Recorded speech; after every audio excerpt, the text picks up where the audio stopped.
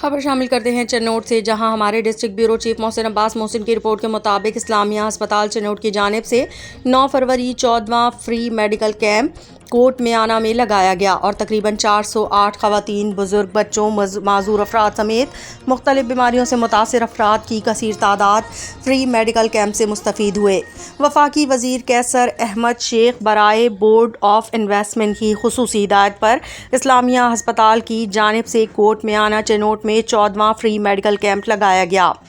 Camp incharge Ali Raza نے بتایا کہ ہم نے 408 مریضوں کا مختلف بیماریوں میں مبتلا مرد و خواتین، بزرگ، بچوں کا فری چیک اپ کیا اور انہیں فری سہولیات فراہم کی۔ فری میڈیکل کیمپ میں مفت check up, sugar test, hepatitis B اور سی ٹیسٹ، فری ادویات، انسولین اور ڈریسنگ وغیرہ کی خدمات فراہم کی گئیں۔ میڈیکل کیمپ کے کنوینر محمد آصف اقبال ایڈمنسٹریٹر اسلامیہ ہسپتال چنوٹ نے اس موقع پر میڈیا سے گفتگو کرتے ہوئے کہا کہ فری میڈیکل کیمپ لگانے کا مقصد ان علاقوں میں مختلف بیماریوں میں مبتلا افراد کو ان کی دہلیز پر بنیادی صحت و علاج معالجے کی سہولیات فراہم کرنا اور ان کی دیکھ بھال کرنا تھا۔ فری میڈیکل کیمپ پہ آنے والے بے شمار افراد کو اسلامیہ ہسپتال ریفر کیا گیا، جن کے free test, ultra sound, X ray اور آپریشن وغیرہ کیے جائیں گے۔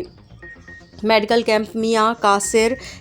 قیصر احمد شیخ، وفاقی وزیر برائے سرمایہ کاری بورڈ کے زیر نگرانی چنوٹ، انجمن اسلامیہ مینجمنٹ اسلامیہ ہسپتال چنوٹ کے چیئرمین میاں شفیق احمد اور ممبران مینجمنٹ کمیٹی IHC کے مالی تعاون سے لگائے گئے ہیں۔